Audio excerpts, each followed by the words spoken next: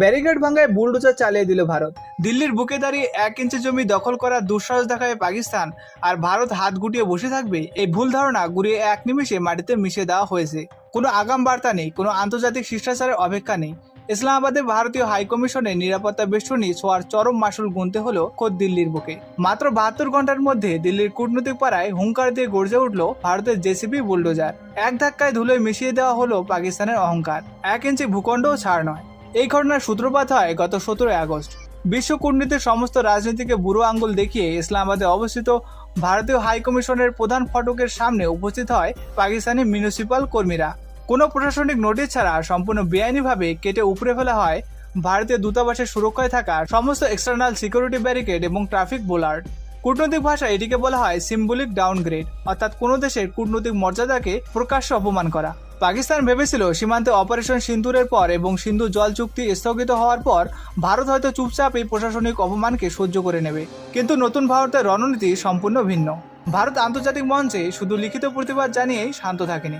ভারতের পররাষ্ট্র মন্ত্রক খুব ভালো করেই জানে প্ররোচনার জবাব যদি সমান তীব্রতায় না দেওয়া হয় তবে শত্রুর দুঃসাহস দিন বা দিন বাড়তেই থাকে।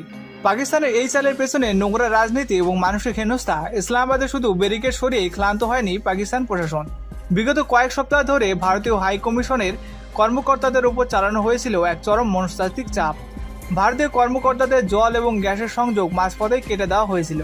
এমনও দেখা গেছে যে স্থানীয় হকার এবং পত্রিকা বিক্রেতাদের ভারতীয় হাই কমিশনে প্রবেশ করতে নিষেধাজ্ঞা জারি করা হয়েছিল। গাড়ির পেছনে সার্বক্ষণিক নজরদারি চালানো, 24 ঘন্টা অবাঞ্ছিত নজরদারির মধ্যে রাখা, এসবই ছিল পাকিস্তানের এক সুপরিকল্পিত চাল। তারা চেয়েছিল ভারতের কূটনীতিকদের মানসিক ভাঙ্গন ধরাতে, কিন্তু ইসলামাবাদ ভুলে গিয়েছিল যে ভারত যখন পাল্টা আঘাত হানে তখন তারা আর পেছনের দরজা দিয়ে নয়, সোজা রাজপথ দিয়ে প্রকাশ্যে দিবালোকে আঘাত করে। এবার চলুন আসা যাক দিল্লির বুকের জেসিবির ঘটনায়। ইসলামাবাদের ঠিক এই ঘটনার 3 দিন পর 20 আগস্ট সকালে দিল্লি ডিপ্লোম্যাটিক ইনকলাবের সৃষ্টি হয় অভূতপূর্ব দৃশ্য। শান্তিপথে অবস্থিত পাকিস্তান হাই কমিশনের সামনে বিশাল গর্জন তুলে দাঁড়িয়ে পড়ে একাধিক জেসিবি বুলডোজার। মুহূর্তের মধ্যে শুরু হয় ধ্বংসলীলা। পাক দূতাবাসের ভিসা সেকশনের সামনে পাবলিক লেনে অবৈধভাবে তৈরি করা প্রতিটি কিউ লাইনার, ট্রাফিক বোলার্ড এবং স্টিলের নিরাপত্তা বেষ্টনী একের পর এক গুড়িয়ে দেওয়া হয়। পাকিস্তান যে ফুটপাতকে নিজেদের সুরক্ষিত এলাকা বলে দাবি করত, সেখানে এখন কেবল ইট, সিমেন্ট, প্লাস্টার এবং দুমড়ে চুমড়ে যাওয়া মেটাল ফ্রেমের ধ্বংসস্তূপ। বুলডোজার অ্যাকশনের আসল রাজনৈতিক সমীকরণ আন্তর্জাতিক সংবাদ সংস্থা প্রেস ট্রাস্ট অফ ইন্ডিয়া এবং এএনআই সূত্রে প্রদত্ত ভিডিওতে স্পষ্ট দেখা গেছে পাকিস্তানের হাই কমিশনের ভিসা সেকশনে উইন্ডো 1 পাকিস্তান পাসপোর্ট অনলি এবং উইন্ডো 5 লেখা বোর্ডগুলো গুড়িয়ে গিয়ে ভেঙে মাটিতে পড়ে রয়েছে। দিল্লির পৌর সংস্থা এমসিডি অত্যন্ত কৌশলে একটি প্রশাসনিক যুক্তিতে এই পুরো অপারেশনের সম্পন্ন করে। ভারত সরকারের স্পষ্ট অবস্থান, পাক দূতাবাসের ভেতরের সার্বভৌমত্ব সীমানায় হাত দেওয়া হয়নি, কিন্তু দূতাবাসের বাইরে সরকারি জমি বা পাবলিক ল্যান্ড এনরোচমেন্ট কখনোই সহ্য করা হবে না। আন্তর্জাতিক ভিয়েনা কনভেনশন অনুযায়ী যে কোনো দূতাবাসের নিরাপত্তা নিশ্চিত করা স্থগিত সরকারের দায়িত্ব, কিন্তু সেই সুরক্ষার অজুহাতে রাস্তা দখল করা বেআইনি। ভারতের এই পদক্ষেপ কেবল কোনো ইট পাথর ভাঙ্গার কাজ নয়, এটি হলো সরাসরি পাকিস্তানকে দেওয়া একটা টিট ফর ট্যাট বা ইটের জবাবে পাটকেলের কূটনৈতিক বার্তা। ভিয়েনা কনভেনশন এবং আন্তর্জাতিক আইনের আইনি চাল কূটনৈতিক দৃষ্টিকোণ থেকে দেখলে 1961 সালের ভিয়েনা কনভেনশন অন ডিপ্লোম্যাটিক রিলেশনে আন্তর্জাতিক কূটনীতিকদের সর্বোচ্চ সুরক্ষা নিশ্চিত করার প্রতিশ্রুতি দেয়। পাকিস্তান যখন আন্তর্জাতিক আইন লঙ্ঘন করে ভারতের নিরাপত্তা তুলে নেয়, তখন ভারত আন্তর্জাতিক আদালতের বদলে স্থানীয় পৌরসভার আইন প্রয়োগের এক মাস্টার স্ট্রোক খেলে। দিল্লির মিউনিসিপাল কর্পোরেশন খুব সাবলীলভাবে প্রমাণ করে দিয়েছে যে তারা পাকিস্তানের হাই কমিশনের মৌলিক সুরক্ষায় কোনো বিঘ্ন ঘটায়নি, বরং ফুটপাত দখল করে নির্মিত অবৈধ মেটাল কাঠামো অপসারণ করেছে।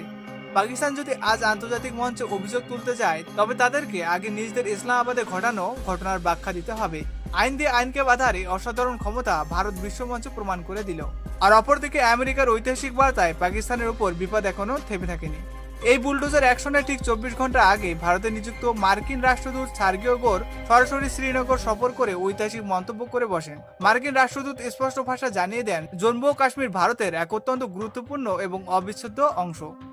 দীর্ঘ 6 বছর পর কোনো মার্কিন রাষ্ট্রদূতের কাশ্মীর সফর এবং সরাসরি কাশ্মীরকে ভারতের অংশ বলে স্বীকৃতি দেওয়া পাকিস্তানের জন্য ছিল এক বিশাল আন্তর্জাতিক চপেটাঘাত।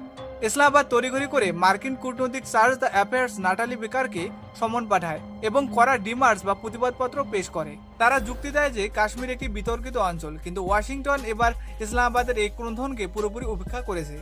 একদিকে যুক্তরাষ্ট্রের স্পষ্ট ভূ রাজনৈতিক অবস্থান, অন্যদিকে দিল্লির বুকে বুলডোজারের গর্জন, পাকিস্তান এখন সম্পূর্ণ ব্যাকফুটে।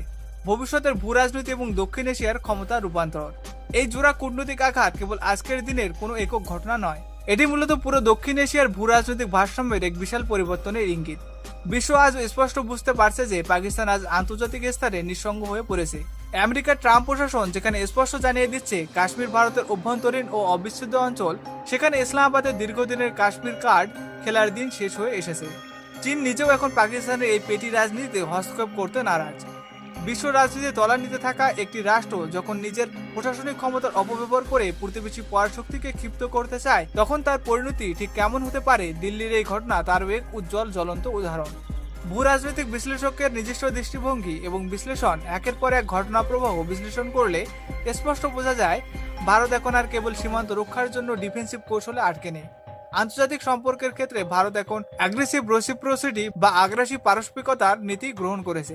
অতীতে আমরা দেখেছি শত্রুপক্ষ কোনো ছোটখাটো প্ররোচনা দিলে ভারত আন্তর্জাতিক আদালতে আবেদন জানাতে বা নরম ভাষায় প্রতিবাদ পাঠাতো। কিন্তু 2026 সালের এই নতুন ভারতে শত্রুর প্রতিটি চালের জবাব সাথে সাথে একই মুদ্রায় ফিরিয়ে দেওয়া হচ্ছে। পাকিস্তানের অর্থনীতি সম্পূর্ণ ভেঙে পড়েছে। যখন তারা ঋণের জন্য বিশ্ব ব্যাংক ও আমেরিকা দ্বারে দ্বারে ভিক্ষা চাইছে, ঠিক তখনই তারা ভেবেছিল প্রচ্ছন্ন উপায়ে ভারতীয় কমিশনকে হেনস্থা করে নিজেদের দেশের মানুষের চোখ ঘোরাতে পারবে। কিন্তু দিল্লির এই বুলডোজার অ্যাকশন তাদের সেই মিথ্যা আশায় এক নিমিষে গুড়িয়ে দিয়েছে। দিল্লি স্পষ্ট করে জানিয়ে দিল যে ভাষায় পাকিস্তান কথা শুনবে, ভারত সেই ভাষাতেই সংলাপ শেষ করবে। এবার চলুন আসা যাক দ্বিতীয় আপডেটে। বন্ধুরা, যে পশ্চিমা মিডিয়াগুলো এতদিন ভারতকে কেবল দারিদ্র আর ভাঙ্গাচোরা রাস্তার দেশ বলে টিটকারি মারত, তাদের অহংকার আজ ধুলে মিশে গেছে। গোটা বিশ্বকে স্তম্ভিত করে দিয়ে ভারত এখন পৃথিবীর বুকে সবচেয়ে দ্রুত গতিতে স্কাই স্ক্র্যাম্পার অর্থাৎ বিশাল গগনচুম্বী অট্টালিকা তৈরি করা দেশে পরিণত হয়েছে। আপনারা কি জানেন, আজ চীন, আমেরিকা বা দুবাই নয়, বিশ্বের বুকে সবচেয়ে বেশি নতুন স্কাই স্ক্র্যাম্পার তৈরির মহাযজ্ঞ শুরু হয়ে গেছে আমাদের ভারতে। ইতিহাস থেকে 2000 থেকে 2010-এর মধ্যে চীন যখন আন্তর্জাতিক রাজনীতি এবং অর্থশক্তিতে পরাশক্তি হয়ে উঠেছিল, তখন তার আকাশ ছোঁয়া সব বিল্ডিং বানিয়ে তাদের ক্ষমতার জানান দিয়েছিল। আজ ঠিক সেই একই ইতিহাস পুনরাবৃত্তি করেছে নতুন ভারত। এটি কেবল ইট পাথরের দেওয়াল নয়, এটি ভারতের উদীয়মান অর্থনৈতিক শক্তির একটি হুঙ্কার। আজ বিশ্বমঞ্চে ভারতের এই অর্থনীতির এই রকেট গতি দেখে আমেরিকা পর্যন্ত কাঁপছে। আপনারা হয়তো ভাবছেন কেবল কয়েকটি বড় বিল্ডিং বানিয়ে ফেললেই কি একটা দেশ বদলে যায়, কিন্তু আপনি কি জানেন, নগর পরিকাঠামোর বিশেষজ্ঞ এবং বৈশ্বিক অর্থনৈতিক সমীক্ষা অনুযায়ী কোনো দেশে যখন হুট করে শতাধিক স্কাই স্ক্র্যাম্পার মাথা তুলে দাঁড়াতে শুরু করে, তখন বুঝতে হবে সেই দেশের জমির মূল্য এবং বাণিজ্যিক ক্ষমতা বহুগুণ বেড়ে গেছে। এর সোজা অর্থ হলো বিশ্বের বড় বড় শিল্পপতি এবং মাল্টিন্যাশনাল কোম্পানিগুলো এখন তাদের বিলিয়ন বিলিয়ন ডলারের ইনভেস্টমেন্ট আমেরিকা বা ইউরোপে না করে সরাসরি ভারতে ঢালছে। আজ চীন বা আমেরিকার দিকে তাকিয়ে দেখুন। যে আমেরিকা একসময় নিউ ইয়র্ক বা শিকাগোর স্কাইলাইন দেখিয়ে পৃথিবীকে শাসন করত, সেই আমেরিকার নতুন বিল্ডিং তৈরির গতি আজ প্রায় স্তব্ধ। আর অন্যদিকে ভারতের পর মুম্বাই, হায়দ্রাবাদ এবং গুরুগ্রাম পুরো বিশ্বকে পেছনে ফেলে এক নতুন রেকর্ড গড়ে ফেলেছে। আন্তর্জাতিক সংস্থা দ্য স্কাই স্ক্র্যাম্পার সেন্টার এর সর্বশেষ অফিসিয়াল ডেটা অনুযায়ী এই মুহূর্তে পৃথিবীতে সবচেয়ে বেশি আন্ডার কনস্ট্রাকশন অর্থাৎ নির্মীয়মান স্কাই স্ক্র্যাম্পারের শহর হলো আমাদের মুম্বাই। মুম্বাই একাই টোকিও, দুবাই এবং নিউ ইয়র্ক শহরকে বহুগুণে পেছনে ফেলে দিয়েছে। মুম্বাইয়ে 200-এরও বেশি গগনচুম্বী স্কাই স্ক্র্যাম্পারের কাজ দ্রুত গতিতে চলছে। শুধু মুম্বাই কেন, হায়দ্রাবাদে প্রায় 170-টিরও বেশি এবং গুরুগ্রামে প্রায় 181-টিরও বেশি আকাশ ছোঁয়া টাওয়ার তৈরি হচ্ছে। আমাদের এই অবিশ্বাস্য গতি দেখে পশ্চিমের বড় বড় অর্থনীতিবিদদের চোখ কপালে উঠেছে। এতদিন যারা বলে এসেছে যে ভারত কেবল সেবা খাত বা কৃষিতে আটকে থাকবে, তারা আজ দেখতে পাচ্ছে কিভাবে ভার্টিক্যাল আকাশের দিকে ভারতের পরিকাঠামো প্রসারিত হচ্ছে।